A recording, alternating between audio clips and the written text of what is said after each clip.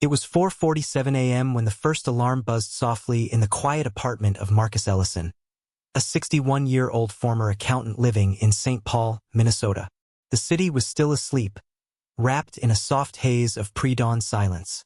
The streetlights cast long shadows over the frost-dusted pavement, and the only movement was the occasional gust of wind rattling the last brown leaves clinging to the trees. Marcus had never been a morning person. In fact, for most of his adult life, mornings were a blur. He would roll out of bed with just enough time to shower, dress, and hit the road, his breakfast a cup of coffee he barely tasted.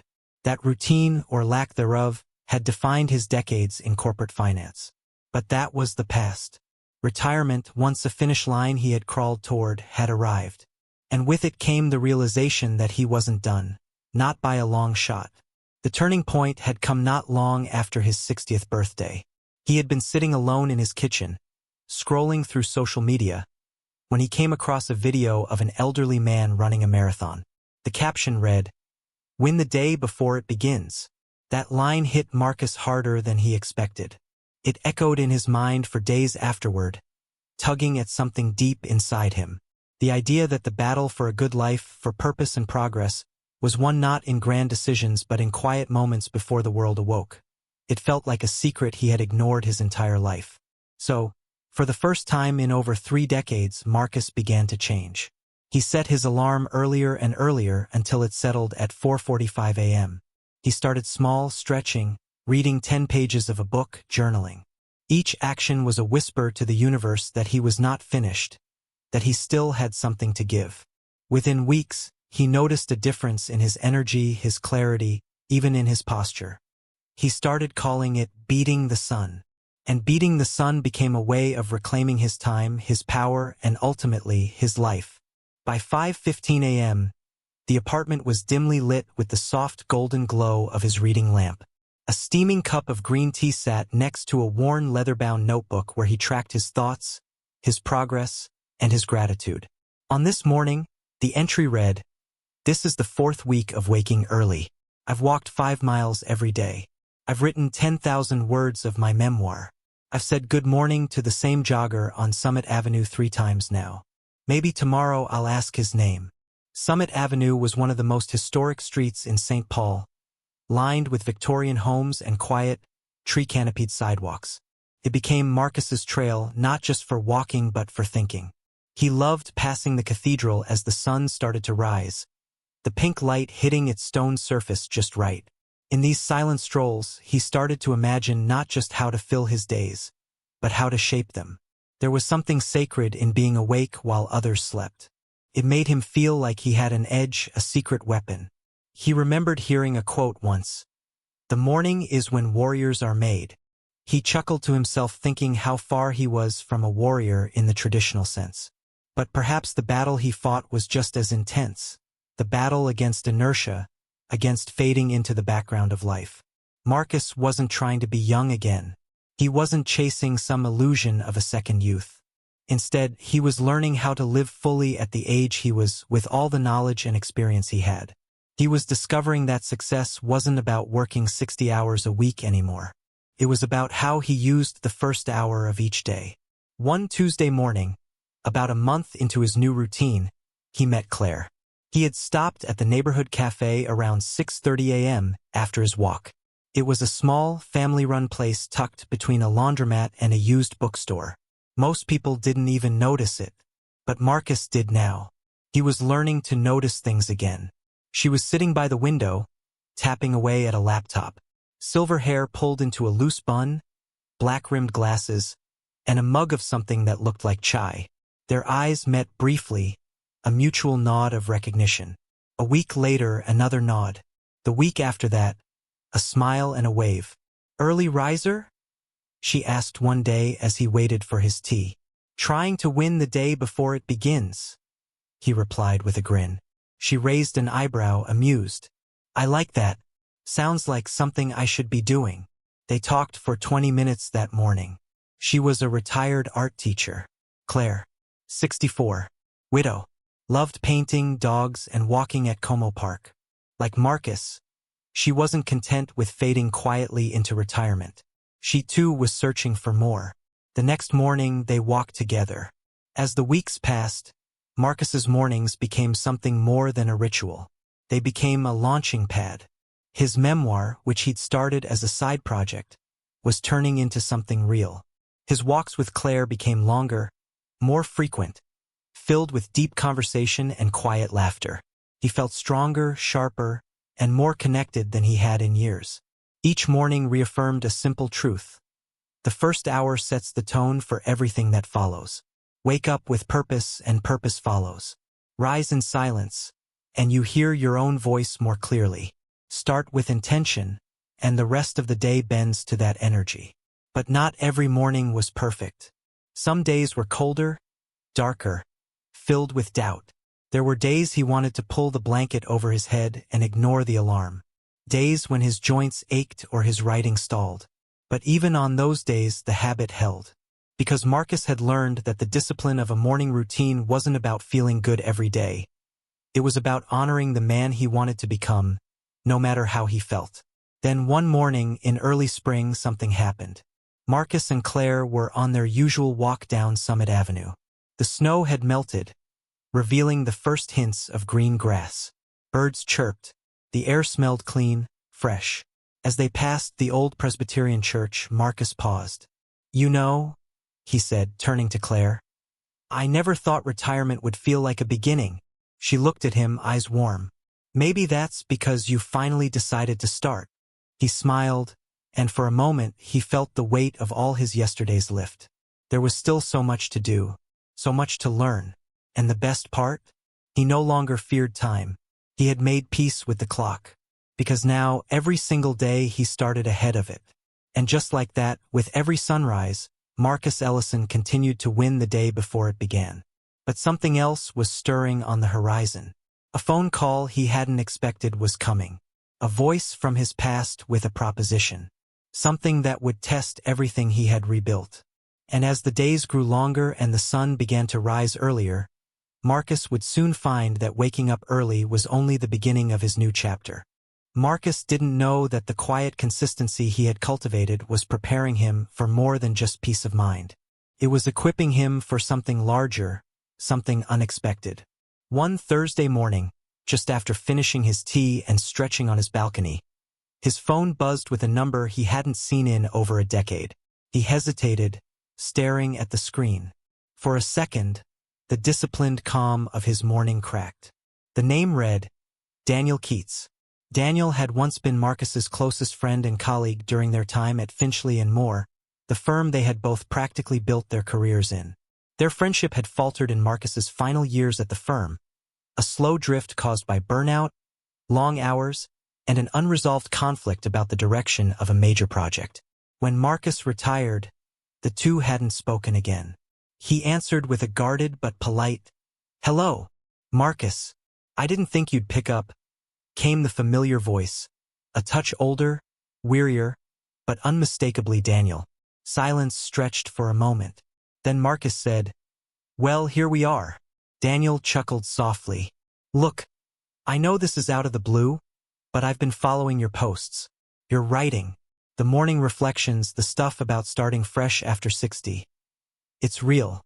It hit me, and I thought maybe, just maybe, you might want to be part of something." Marcus sat down, the steam from his tea swirling in front of him like the fog of memory. "What kind of something?" "I've started a small consulting firm," Daniel explained, "different from the corporate grind. It's focused on helping nonprofits and small businesses get financial clarity. We've got passion but not enough structure." "You always had the head for structure, Marcus." Marcus stayed quiet. He hadn't touched financial consulting since retiring. And yet, the idea stirred something. Not the pressure of his old job, but the thought of contributing again, intentionally, selectively, and with purpose. "I'm not looking for a full-time commitment," Daniel added quickly, sensing hesitation. "But we could use your brain, your experience. A few hours a week. Remote at your pace. Think about it." "I will," Marcus said, almost in a whisper. After the call, he didn't move for several minutes. The sky was slowly shifting from dark blue to a soft lavender. The first birds were starting to sing. And in the gentle light of morning, Marcus felt the gravity of his new life shift again. Later that day, during their walk, he told Claire about the call. "I thought I'd closed that door," he admitted. "I thought I'd left that world behind." Claire looked at him thoughtfully. "Maybe you did. But maybe that door opened again because you're not the same man who walked out of it." They walked in silence for a while, the crunch of gravel beneath their shoes grounding their thoughts. Claire continued, "You're not going back to your old life, Marcus. You're stepping into something new with experience but without the pressure. You've won your mornings. Maybe it's time to use those wins to help someone else." That night, Marcus wrote a different kind of journal entry. "Life doesn't stop asking you to show up. Just when you think the story has settled, a new page turns. But now I turn the pages on my terms. I no longer run from pressure. I choose where to direct my energy." He agreed to help Daniel's firm on a trial basis. 1 morning a week. Nothing more. Just enough to stretch his skills, reconnect with a world he once knew, and prove to himself that his value hadn't expired with his business card. The work was invigorating, different from before. Now he approached problems with the wisdom of age and the patience of someone who no longer chased deadlines. His suggestions were sharper, not because he was rushing, but because he had learned how to listen, not just to clients, but to himself. He began holding Zoom calls from the cafe, often with Claire nearby, painting quietly by the window. Once a week, they would head to the local library where Marcus gave a short workshop on personal budgeting for seniors. He called it Second Wind Finances. People came. People listened. Some even cried. And Marcus began to see the ripples of a single decision made in the stillness of morning. He became a man others sought out, not for his money, not for his title, but for his clarity. And as weeks turned into months, Marcus noticed a deeper transformation. He no longer needed to win the day in a conventional sense. The victory was in being fully present, in greeting the morning with readiness instead of resistance, in choosing his hours instead of letting them choose him. By summer, he had launched a small blog, Before It Begins, where he chronicled stories of men and women over 60 who had discovered new purpose beyond retirement. He interviewed a 72-year-old man who learned to swim after surviving a heart attack, a 65-year-old woman who started a bakery from her kitchen, and a retired teacher who had begun teaching English to refugees. The blog gained traction. Comments flowed in from across the country. People shared their own stories. And Marcus, sitting in his quiet Minnesota apartment at dawn, answered each one thoughtfully. "You're not too old. You're not too late. Your best chapter may not be behind you." One morning, a letter arrived in the mail, handwritten, neatly folded. "Dear Marcus, I'm 67. I've been sitting on my couch for 4 years, feeling like my life's biggest moments were already behind me. But then I read your blog. I woke up the next morning at 5 a.m., made myself a cup of coffee, and went for a walk. It wasn't much, but it was the first time I felt like I was in control again. Thank you for reminding me that it's never too late to begin. You helped me win my day." Marcus read the letter twice, then 3 times. He folded it neatly and placed it in the drawer next to his notebook. That night, as the sun dipped behind the rooftops, he sat beside Claire on a bench overlooking the river. Lights shimmered on the water. The air smelled like honeysuckle and fresh grass. "Do you ever think we were meant to find each other?" she asked softly. "I don't know," Marcus replied, "but I think we were meant to wake up, and tomorrow they would again." The alarm would buzz at 4:45 a.m. The sky would still be dark. The world would still be quiet. But Marcus Ellison would rise, not to chase the day, but to meet it. Not to reclaim lost time, but to build something new in the silence before the city stirred. And far away, more people were beginning to do the same. The movement had only just begun. By the time autumn arrived in Stillwater, the mornings had grown crisper, the air sharp with the scent of fallen leaves and wood smoke. Marcus had taken to walking a little earlier, wrapped in a heavy sweater and gloves, sometimes alone, sometimes with Claire, their breath curling into clouds as they strolled past sleepy storefronts and frost-dusted benches. One such morning, just before dawn, he sat down at his desk with a new energy. There had been an email the night before, from a college student in Oregon, of all places. Her name was Natalie Tran, and she had stumbled across his blog while searching for stories about aging with purpose for a sociology paper. Her message was earnest, vulnerable. She wrote of her grandfather, who had passed recently, and how she wished he'd had a second act, like the ones Marcus wrote about. Marcus reread her words now, lit only by the glow of his desk lamp. "Your stories made me realize that maybe age isn't the end of the line," she wrote. "Maybe it's the beginning of something more intentional, something wiser. I wish my grandpa could have read your words before he gave up." He sat back, overcome not by pride, but by the quiet weight of responsibility. His reflections, simple as they were, had grown into something more than a personal journal. They were becoming a lifeline, not just for retirees or people in their 60s, but for younger generations trying to understand what it meant to live meaningfully. Claire peeked into the room with 2 mugs of coffee, her cheeks pink from the chill. "You're up early, even for you." He smiled, took the mug and said, "I got a letter from a student. She reminded me why I started all this." Claire leaned against the doorway. "Maybe it's time to go bigger." "Bigger? You've been writing stories. What if you started teaching again? Not in a classroom, nothing formal, but workshops, online. Something people of all ages could join." He raised an eyebrow. "Workshops on what?" Claire shrugged. "How to build a meaningful life at any age. How to find structure, purpose. How to win your day." The words echoed in his mind. Win your day. He'd written them dozens of times, but now they felt like the name of something more solid. A gathering place, a mission. That same week, he set up a simple site, whineyourdy.org. Just a landing page at first, with a short video of him speaking into his laptop camera, his voice steady and kind. "I'm Marcus Ellison," the video began. "I'm 70 years old, and I spent the first part of my life chasing the wrong version of success. Now I spend my mornings helping people like you build a better one."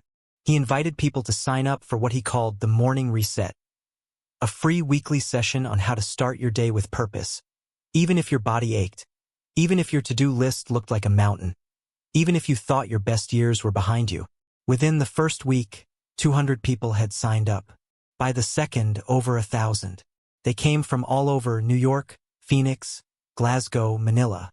Retirees and college kids, burned-out professionals and full-time caregivers, men and women who had lost their spouses, people recovering from illness. A few were just curious, but many were desperate for a way to feel like life hadn't already passed them by.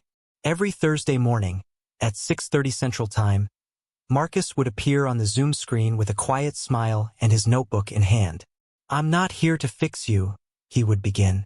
"I'm here to remind you that you were never broken." He guided them through reflections, routines, small shifts in mindset. How to begin the day without checking your phone. How to sit with your thoughts for 10 minutes before diving into obligations. How to greet the morning not with dread, but with decision. He wasn't flashy.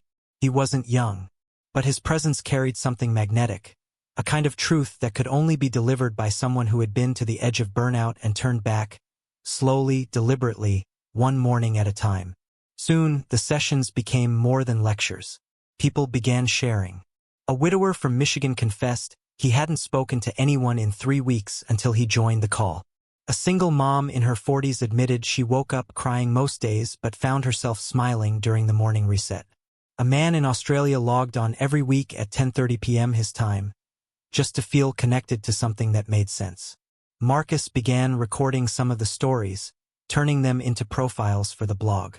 He created a series called The Second Sunrise, featuring people who had redefined their purpose after loss, retirement, illness, or failure.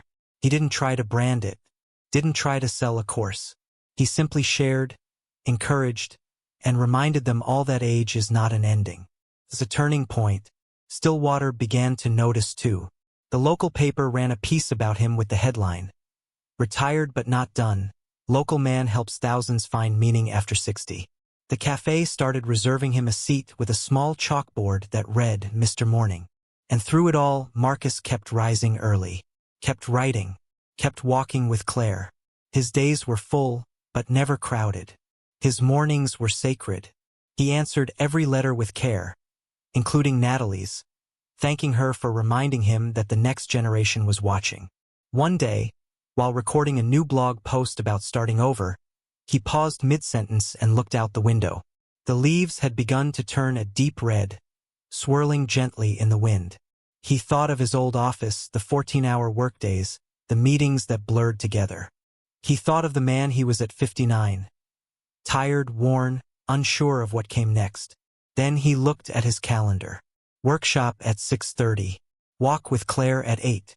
Coffee with Daniel at 10. Zoom with a startup founder in Berlin at 2. Read letters at 4. Dinner at 6.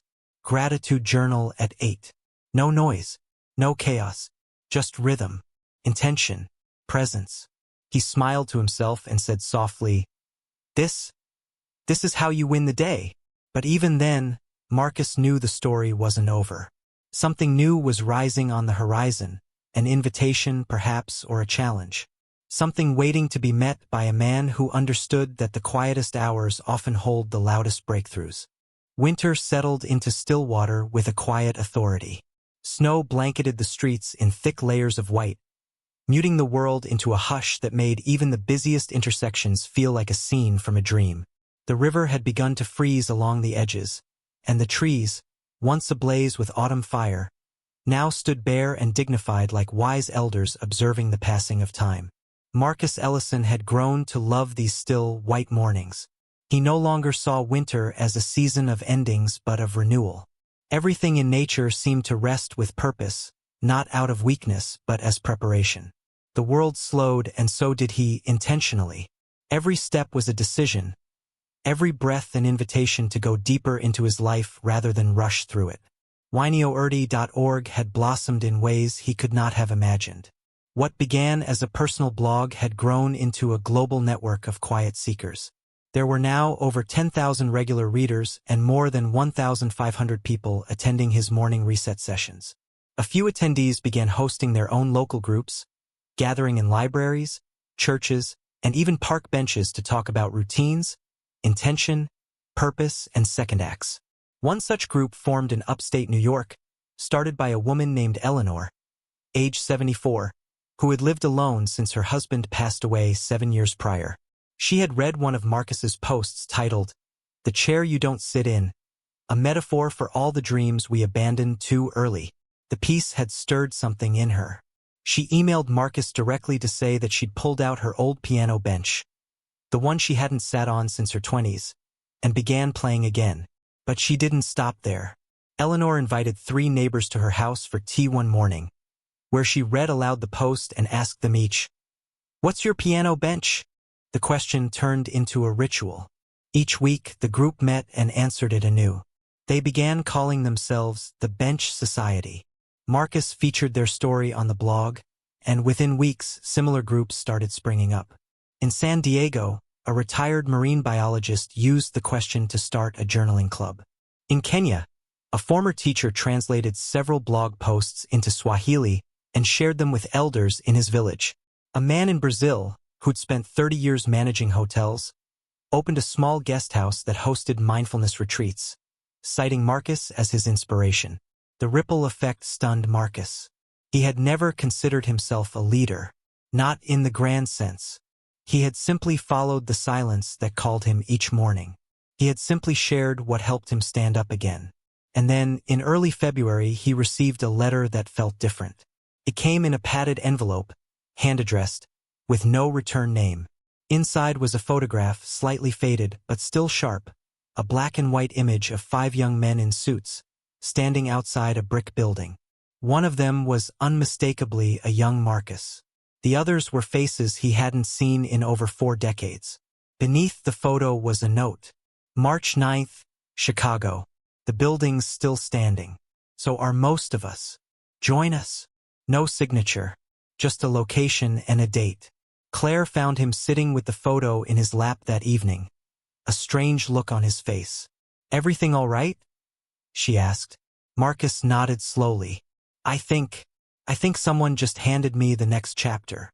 He hadn't been back to Chicago since the early 80s, when he was still chasing numbers and promotions at a speed that would eventually burn him out. That photo was from his first year at Westhaven Consulting, the firm where it had all begun. Those men were the ones who shaped his career, and in some ways distorted his priorities. But time had passed.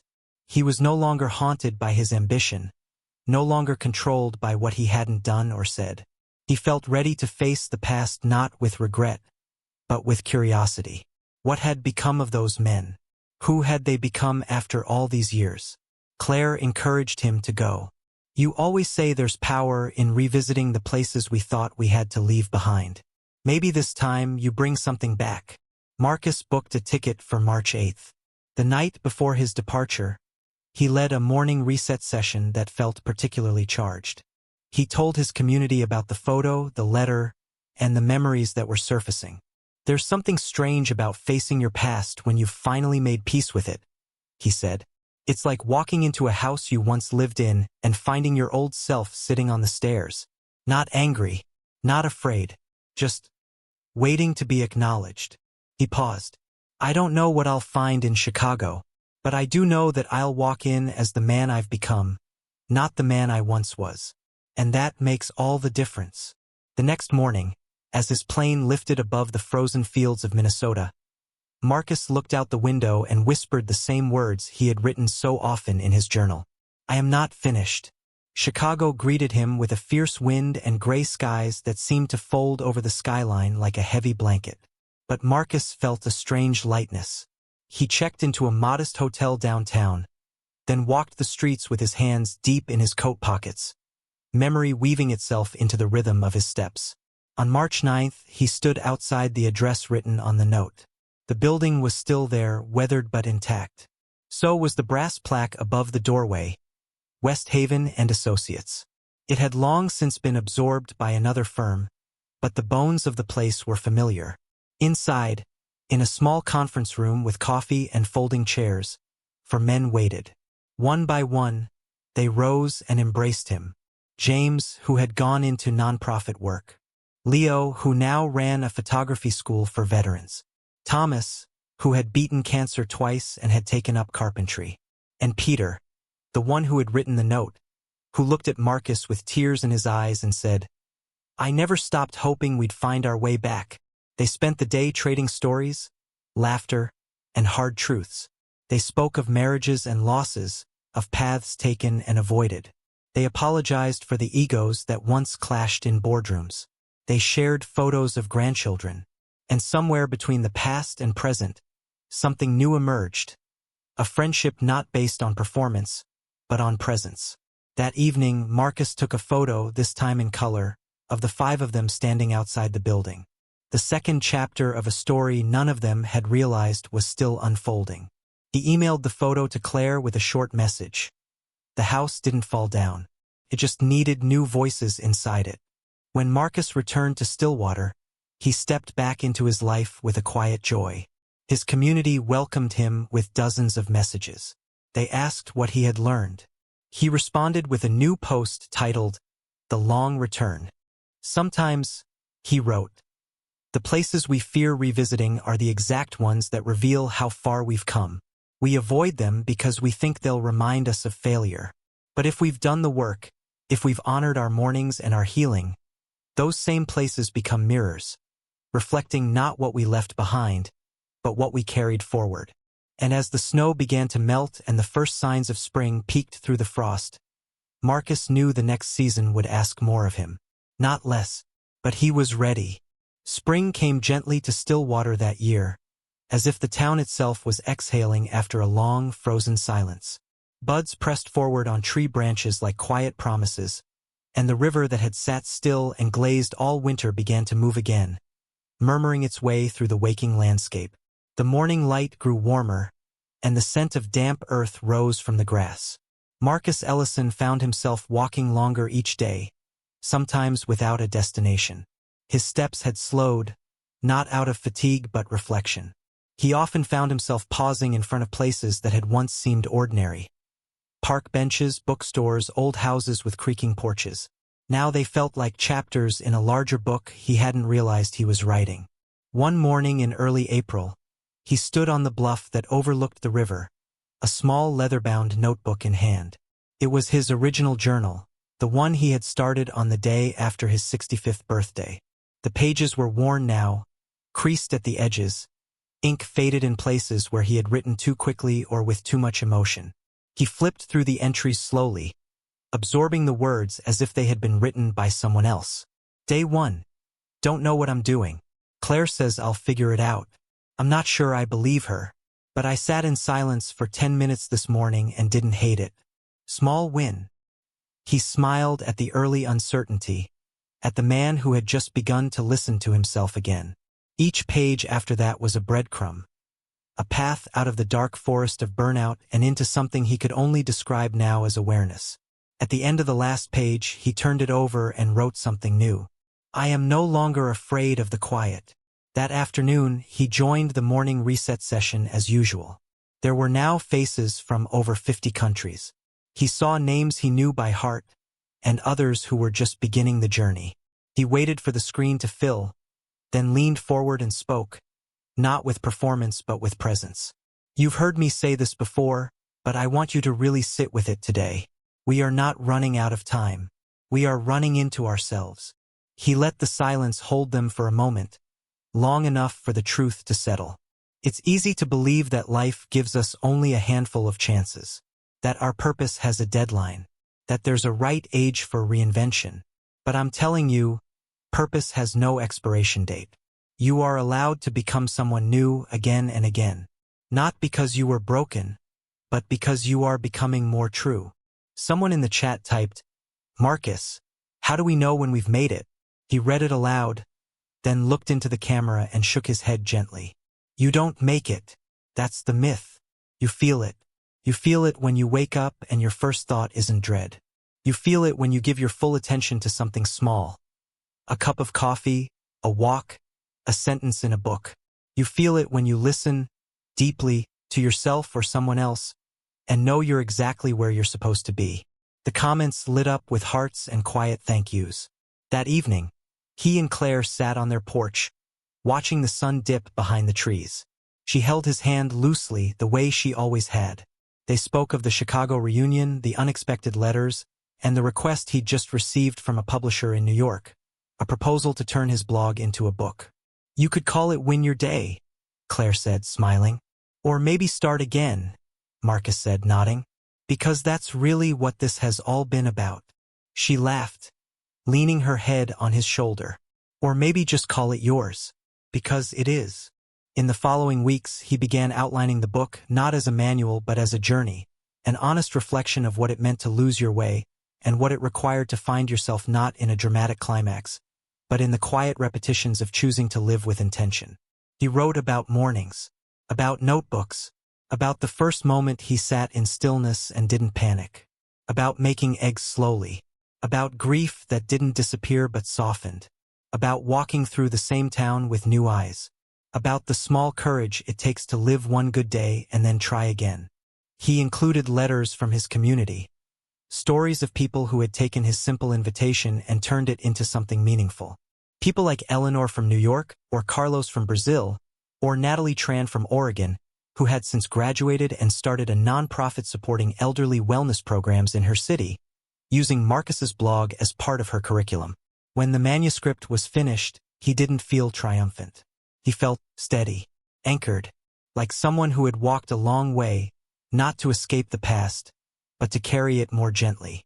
As summer approached, he hosted the first in-person Win Your Day gathering in Stillwater. They rented out the community center. More than 100 people showed up, some local, many who had traveled from far away just to sit in a room together. There were gray heads and dyed hair, walkers and wheelchairs, business suits and worn jeans. They sat in a wide circle, no stage, no spotlight. Marcus stood quietly, then said the words that had come to define this season of his life. This isn't a seminar. This is a circle. No one is ahead of you here. We're just walking side by side. And they did. For hours, they shared what it meant to begin again, what it meant to stop chasing and start choosing, what it meant to greet each morning not with urgency, but with gratitude. At the end of the day, As the sun poured golden light through the tall windows, Marcus stood at the edge of the group and watched them, talking, laughing, pausing to hug or cry. Not just attendees, but people who had found something they hadn't realized they were missing. Not instructions, not answers, but presence. And the quiet reminder that life was still offering itself to them, that they were still in it. As the last guest left and the room emptied out, Marcus remained by the window, the sky now streaked in orange and purple. Claire walked over, rested a hand on his back, and said, "You look like you're exactly where you're meant to be." He turned to her, voice soft. "I think I finally understand the difference between being alive and being present." And outside, the river kept moving. The trees stood tall. The sun fell behind the hills, not as an ending, but as a beginning in disguise. Because the story wasn't finished. And neither was he.